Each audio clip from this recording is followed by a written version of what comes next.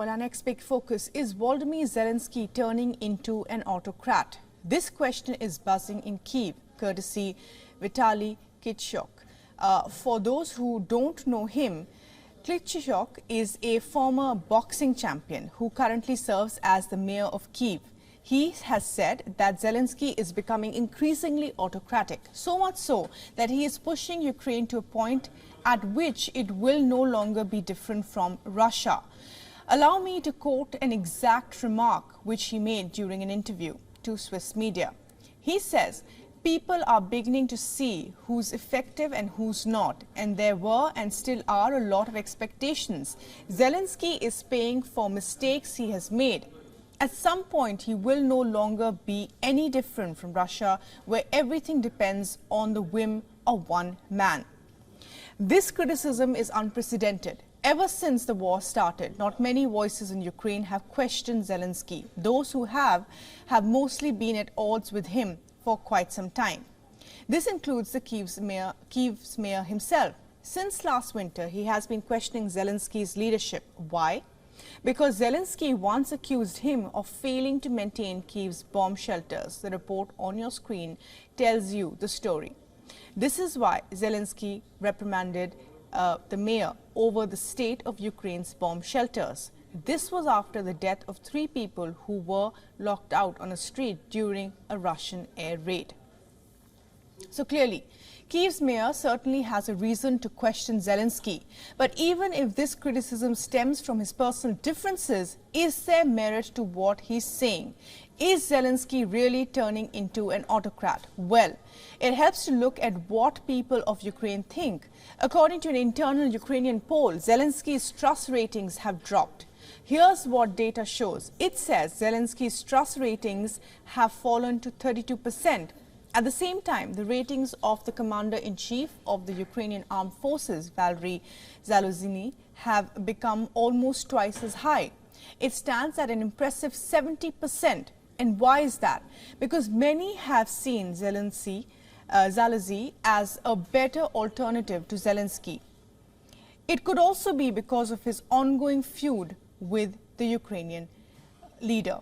Now, the mayor of Kyiv is not the only one Zelensky has differences with. He is also at odds with Ukraine's top military commander. Why? Because he recently said that the war is at a stalemate, that it has barely shifted despite months of fierce fighting. How did Zelensky respond to this? Well, his office issued a public rebuke, saying the commander also chastising the commander for making such remarks publicly. The bottom line is this: the president of Ukraine is indeed facing backlash within Ukraine's corridors of power. From his generals to government officials, they're all questioning his actions, accusing him of abusing his power and being out of touch with reality. What's worse, Zelensky is also being abandoned by his allies. Look at a report on your screen. It says the US is running out of time and money to help Ukraine fight its war against Russia. This is according to the White House. The report says that recently the White House Budget Director Shalanda Young wrote a letter to the Republican Speaker Mike Johnson, warning him about the likelihood of coffers running dry.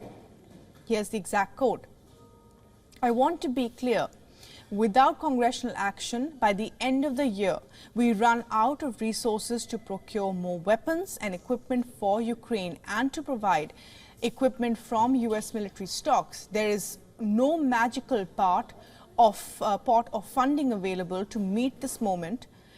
We are out of money and nearly out of time." What made the budget director say this? The fact that funds for Ukraine are yet to be approved. Well, since Republicans took over the House, no funds have been approved for Ukraine. The Democrats have been pushing for it, but to no avail. Things have gotten so bad that Zelensky has been invited to address the US senators. Yes, he will be addressing them virtually on Tuesday. This is apparently a part of a classified briefing to hear what is at stake.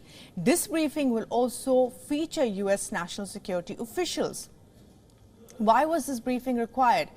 It is because American officials want to review their aid to Ukraine. Is it because there is a war fatigue setting in? Has America become tired of the war? Does it now want to deal with Zelensky on its own terms?